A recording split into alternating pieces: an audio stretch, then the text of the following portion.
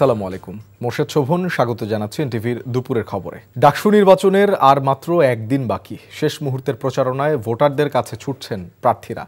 ডাকসু নির্বাচন ঘিরে উৎসবের আমেজ বিরাজ করছে ক্যাম্পাসে। এদিকে ভোটদান সহজ ও নির্বিঘ্ন করতে বুথের সংখ্যা বাড়িয়েছে বিশ্ববিদ্যালয় কর্তৃপক্ষ। রোববার সকাল থেকে ভোটার প্রার্থীদের প্রচারণায় উৎসবের আমেজ ঢাকা বিশ্ববিদ্যালয় ক্যাম্পাসে। মঙ্গলবার ভোট, শেষ মুহূর্তে ভোট চেয়ে ভোটারদের কাছে ছুটছেন প্রার্থীরা। আজ রাত 11টা পর্যন্ত প্রচারণা চালাতে পারবেন প্রার্থীরা। রাত 11টার পর থেকে প্রচারণা চালানো নিষেধ।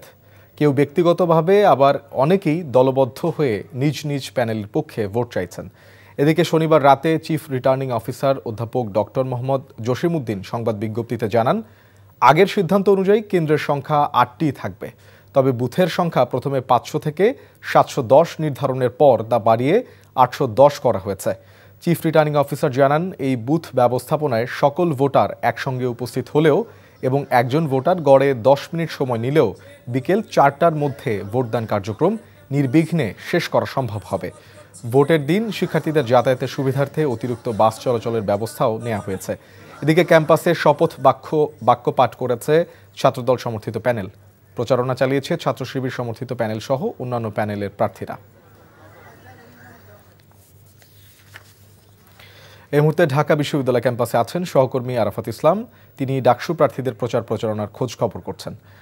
আরাফাত, শেষ দিনের প্রচারণা কেমন দেখছেন আর কি তথ্য আছে আপনার কাছে? কয়েক ঘন্টার অপেক্ষা, তারপরে আনুষ্ঠানিকভাবে শেষ হচ্ছে ঢাকা বিশ্ববিদ্যালয় কেন্দ্রীয় ছাত্র সংসদ ডাকসু ও হল সংসদ নির্বাচনের প্রচারণা। এবং শেষ দিনের প্রচারণায় কিন্তু আমরা ব্যাপক উৎসাহ উদ্দীপনা দেখতে পেয়েছি এবং জমজমাট প্রচারণা চলছে এক কথায় বলা যেতে পারে। যেহেতু গত দুদিন ছুটি ছিল, ছুটির পর ক্যাম্পাসে শিক্ষার্থীদের পদচারণায় মুখর হয়ে উঠেছে। এবং সকালে থেকে আমরা যেটি দেখতে পেয়েছি, সকালের দিকে আমাদের সাংবাদিকদের সঙ্গে কথা হয়েছে ছাত্র শিবির সমর্থিত প্যানেলের ভিপি প্রার্থী সাদিক কায়েম। তিনি যেমনটি বলছিলেন যে তারা বেশ কিছু কারণে লিখিত অভিযোগ দিয়েছিলেন নির্বাচন কমিশন বরাবর, তবে এখনও তাদের সেই অভিযোগের প্রেক্ষিতে সেগুলোর ব্যবস্থা নেওয়া হয়নি। এবং তিনি আরও কিছু অভিযোগ করছিলেন যে একটি বিশেষ দলকে সুবিধা দিচ্ছেন হলের প্রবোধসহ অন্যান্যরা। এ বিষয়ে তিনি সবার সহযোগিতা কামনা করেছেন। যদিও তিনি সুষ্ঠু নির্বাচন বিষয়ে শঙ্কা প্রকাশ করেছেন, তবে তিনি জয়ের ব্যাপারে শতভাগ আশাবাদী। এদিকে কিছুক্ষণ আগে ছাত্রদল সমর্থিত যে প্যানেল রয়েছে, সেই প্যানেলের পক্ষ থেকে ঢাকা বিশ্ববিদ্যালয়ের বটতলা প্রাঙ্গণে তাদের শপথ পাঠ অনুষ্ঠিত হয়েছে এবং সেখানে তারা 8 দফা তারা প্রতিশ্রুতি দিয়েছেন। তারা যদি নির্বাচিত হয়ে আসতে পারেন, তাহলে বিগত ফ্যাসিস্ট স্বৈরাচারের আমলে যে গণরুম প্রথা, গেস্ট রুম কালচার এবং নির্যাতন, একই সাথে জোরপূর্বক যে তাদেরকে রাজনীতিতে অংশগ্রহণের যে একটি প্রবণতা ছিল, সেই কালচার থেকে বের হয়ে এসে তারা একটি মানবিক এবং শিক্ষার্থী বান্ধব ক্যাম্পাস গড়ে তোলার প্রত্যয় ব্যক্ত করেছেন। এর পাশাপাশি দুপুরের দিকে ঢাকা বিশ্ববিদ্যালয়ের যে নেটওয়ার্ক রয়েছে, শিক্ষক নেটওয়ার্ক, সেই শিক্ষক নেটওয়ার্ক তারা এখানে পর্যবেক্ষক হিসেবে কাজ করছে। বিগত 2019 সালের ডাকসু নির্বাচনেও তারা পর্যবেক্ষক হিসেবে কাজ করেছে। তারা নির্বাচন কমিশন বরাবর প্রায় 10টি সুপারিশ বা প্রস্তাবনা দিয়েছেন, যাতে করে একটি সুন্দর, সুষ্ঠু এবং নিরপেক্ষ নির্বাচন অনুষ্ঠিত হয়।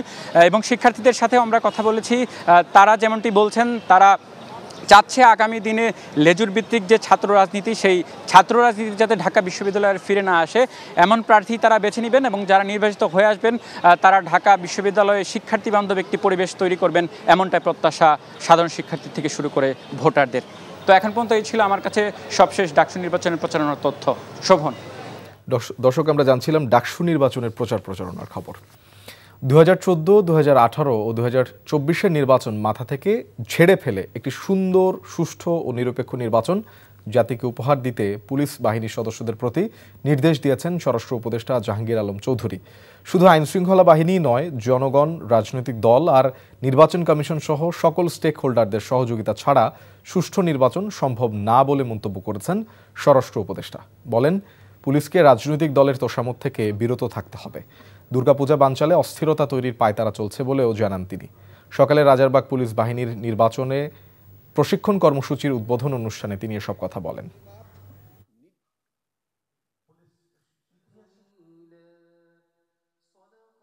রাজনৈতিক কোন দলের পক্ষাবলম্বন, বিশেষ সুবিধা প্রদান, নিজেকে রাজনৈতিক কর্মী ভাববেন না। মনে রাখবেন, পেশি শক্তি, রাজনৈতিক এবং কুৎসিততা কখনোই শান্তি প্রতিষ্ঠা করতে পারে না। আপনারা কিন্তু রাজনৈতিক দলের থেকে একটু দূরে থাকবেন। আপনারা এখন যদি তেল দেওয়া শুরু করে দেন, আপনাদের কিন্তু নির্বাচনের পর আপনাকে তেল শেষ হয়ে যাবে। এখন যার কাছে যে তেলটা রিজার্ভ করে রাখছে সেই কিন্তু তেল দিয়ে উঠে যাবে। এই জন্য আপনারা কোনো দলের দিকে যাবেন না, আপনারা একেবারে জনগণের যে আশা আকাঙ্ক্ষা এটা পূরণ করার জন্য আপনারা চেষ্টা করবেন। রাজবাড়ীর গোয়ালন্দে নুরাল হক ওরফে নুরাল পাগলের দরবারে পুলিশের উপর হামলার ঘটনায় দায়ের করা মামলায় ৫ জনকে গ্রেফতার করেছে পুলিশ। গ্রেফতারের বিষয়টি নিশ্চিত করেছে গোয়ালন্দ ঘাট থানার ওসি মোহাম্মদ রাকিবুল ইসলাম। পুলিশের উপর হামলার ঘটনায় গত শুক্রবার রাতে গোয়ালন্দ ঘাট থানার এসআই সেলিম বাদী হয়ে মামলাটি দায়ের করেন। এদিকে এই ঘটনায় আইনশৃঙ্খলার দায়িত্বে পালনে গাফেলতি ছিল কিনা তাও তদন্ত করা হচ্ছে বলে জানিয়েছেন স্বরাষ্ট্র উপদেষ্টা জাহাঙ্গীর আলম চৌধুরী। আজকে আপনারা জানলেন যে অপরাধীরা অপকর্ম করতেছে, তাদের আবার কিন্তু আমরা আইনের আওতায় নিয়ে আসতেছি। বাট এটা যারা করছে তাদের কিন্তু আমরা অলরেডি কয়েকজন ৫ জনের আইনের আওতায় নিয়ে আসছি এবং তাদের জিজ্ঞাসাবাদের পরে আমরা হয়তো পুরো ঘটনাগুলি আরো জানতে পারব। জুলাই গণঅভ্যুত্থানের ৫ই আগস্ট চানখারপুলে ৬ জনকে হত্যার ঘটনায় মানবতা বিরোধী অপরাধের মামলায় ৫ম দিনের মতো সাক্ষ্য গ্রহণ চলছে। আজ সাক্ষ্য দিলেন চানখারপুলের শহীদ আনাসের মা। বিচারপতি গোলাম মর্তুজা মজুমদারের নেতৃত্বাধীন আন্তর্জাতিক অপরাধ ট্রাইব্যুনাল ১-এ সাক্ষ্য গ্রহণ চলছে। শহীদ আনাসের মায়ের সাক্ষ্য গ্রহণ শেষে জেরা করেন প্রসিকিউশন ও আসামি পক্ষের আইনজীবীরা। দুপুরে বিরতির পর আরও ৩ জন সাক্ষী দিবেন।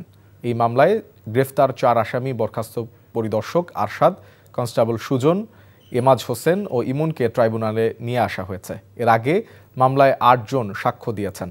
এদিকে জুলাই আন্দোলনের প্রথম শহীদ আবু সাইদের মামলায় ট্রাইব্যুনাল ২-এ দ্বিতীয় সাক্ষী একে মইনুল হকের আজ জেরা করেন আসামি পক্ষের আইনজীবীরা। এর আগে গত ২৮শে আগস্ট আবু সাইদের বাবা মকবুল হোসেন এ মামলায় সাক্ষী দেন। তিনি ছেলে হত্যাকারীদের সর্বোচ্চ শাস্তির দাবির পাশাপাশি জীবিত থাকা অবস্থায় বিচার দেখে যাওয়ার প্রত্যাশা ব্যক্ত করেন। আবু সাইদের মামলায় গ্রেফতার ৬ আসামিকেও ট্রাইব্যুনালে হাজির করা হয়েছে। আন্তর্জাতিক ট্রাইব্যুনালে আছেন আমাদের স্পেশাল করেসপন্ডেন্ট হাসান জাবেদ। আমরা সরাসরি যাচ্ছি তার কাছে। জাবেদ, সাক্ষ্য গ্রহণের আর নতুন কি তথ্য আছে আপনার কাছে?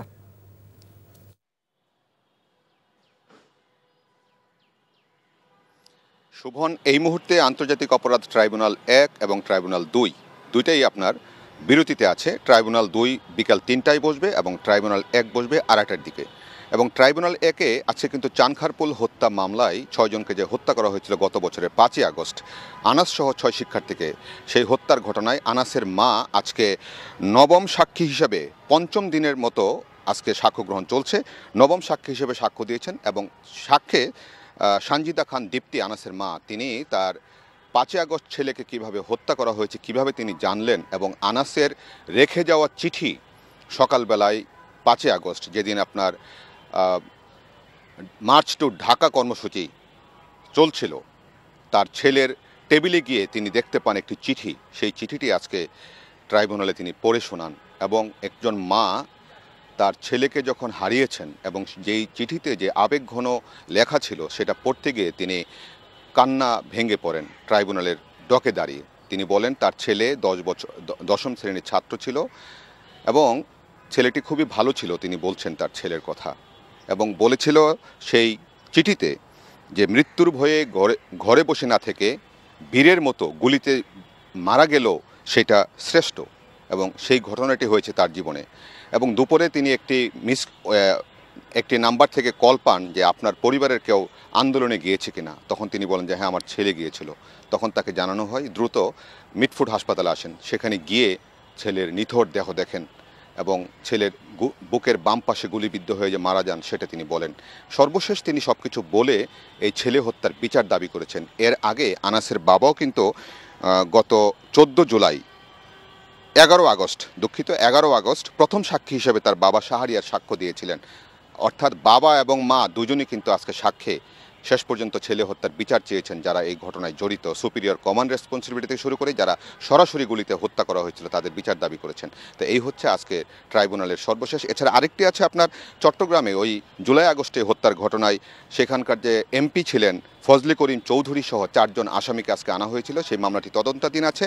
আগামী 12 অক্টোবর তদন্ত প্রতিবেদন জমা দেওয়ার জন্য সময় দিয়েছে ট্রাইব্যুনাল। দর্শক, আমরা জানছিলাম ট্রাইব্যুনালের খবর। লেখক, গবেষক, রাজনীতিক ও জাতীয় মুক্তি কাউন্সিলের সভাপতি বদরুদ্দিন ওমর আর নেই। ইন্না লিল্লাহি ওয়া ইন্না ইলাইহি রাজিউন। তার মৃত্যুতে শোক জানিয়েছেন প্রধান উপদেষ্টা প্রফেসর ডক্টর মোহাম্মদ ইউনূস এবং বিএনপির ভারপ্রাপ্ত চেয়ারম্যান তারেক রহমান। রোববার সকালে রাজধানীর এক বেসরকারি হাসপাতালে তার মৃত্যু হয়। তার বয়স হয়েছিল 94 বছর। প্রায় 1 মাস ধরেই অসুস্থ ছিলেন বদরুদ্দিন ওমর। সকালে অবস্থা খারাপ হলে তাকে হাসপাতালে নেওয়া হয়। সেখানে কর্তব্যরত চিকিৎসক তাকে মৃত ঘোষণা করেন। মৃত্যু সংবাদে তাৎক্ষণিক হাসপাতালে ছুটে যান স্বজন, সুহৃদ, ভক্ত, সহকর্মী ও বিভিন্ন রাজনৈতিক দলের নেতারা। বদরুদ্দিন ওমর মৃত্যুকালে স্ত্রী, 2 মেয়ে ও 1 ছেলেকে রেখে গেছেন। দুপুরে মরদেহ হাসপাতাল থেকে রূপনগর আবাসিকের বাসায় নিয়ে যাওয়া হয়। সোমবার সকাল 10টায় সর্বস্তরের মানুষের শ্রদ্ধা নিবেদনের জন্য নেওয়া হবে কেন্দ্রীয় শহীদ মিনারে। পরে জানাজা শেষে জুরাইন কবরস্থানে দাফন করা হবে এই গণবুদ্ধিজীবীকে। আমরা একদিক থেকে তৃপ্ত যে তিনি তার তত্ত্ব, তার বিশ্লেষণ, ফ্যাসিবাদ বিরোধী, তিনি প্রথম ব্যক্তি যিনি সেই 80 দশকের মাঝামাঝি থেকে বাংলাদেশে বিভিন্ন ধরনের ফ্যাসিবাদদের বিরুদ্ধে সজাগ করে দিয়ে গেছেন। কিন্তু কেবল রাজনীতি কিংবা ইতিহাস কিংবা সমাজ চিন্তা নয়, একজন মানুষ নিজের সমস্ত জীবন ব্যাপী মানুষের সংগ্রামে, মানুষের মুক্তির স্বপ্নে কিভাবে নিয়োজিত করতে হয় তার দৃষ্টান্তের জন্য বহু প্রজন্ম তার কাছে ফিরে আসবেন। নির্বাচনী আসন পুনর্বহলের দাবিতে কুমিল্লা, ব্রাহ্মণবাড়িয়া এবং পাবনায় সড়ক অবরোধ করে বিক্ষোভ করেছে এলাকাবাসী। এতে মহাসড়কে সৃষ্টি হয় তীব্র যানজটের। কুমিল্লা 2 আসনে হোমনা মেঘনা উপজেলা পুনর্বহলের দাবিতে মানববন্ধন করেছে হোমনা মেঘনা নির্বাচনী এলাকা রক্ষা কমিটি। সকালে ঢাকা চট্টগ্রাম মহাসড়কের পাশে মানববন্ধন করে বিক্ষুব্ধরা। এ সময় এলাকাবাসী মহাসড়ক অবরোধের চেষ্টাকালে আইনশৃঙ্খলা বাহিনী তাদের সরিয়ে দেয়। ব্রাহ্মণবাড়িয়া 3 সদর ও বিজয়নগর আসনের 2টি ইউনিয়ন বধুন্তি ও চান্দুরাকে ব্রাহ্মণবাড়িয়া 2 আসনের সাথে সংযুক্ত করার প্রতিবাদে মহাসড়ক অবরোধ করেছে এলাকাবাসী। সকালে ঢাকা সিলেট মহাসড়কের চান্দুরা এলাকা অবরোধ করে বিক্ষোভ করেছে এলাকাবাসী। এছাড়া পাবনা 1 সংসদীয় আসন পুনর্বহলের দাবিতে ঢাকা পাবনা মহাসড়ক অবরোধ করে বিক্ষোভ করে বেড়া উপজেলার বাসিন্দারা। এতে মহাসড়কে যান চলাচল বন্ধ হয়ে যায়। পরে পুলিশ এসে পরিস্থিতি নিয়ন্ত্রণে আনে। এই ছিল দুপুরের খবরে। এই খবরে ভিডিও সহ আপডেট জানতে ভিজিট করুন এনটিভি অনলাইন www.ntvbd.com। এছাড়াও এনটিভির জনপ্রিয় সব অনুষ্ঠান ও খবরের আপডেট জানতে ভিজিট করুন আমাদের ইউটিউব ও ভেরিফাইড ফেসবুক পেজ। 5টায় দেশের খবর দেখার আমন্ত্রণ রইল। ধন্যবাদ সবাইকে।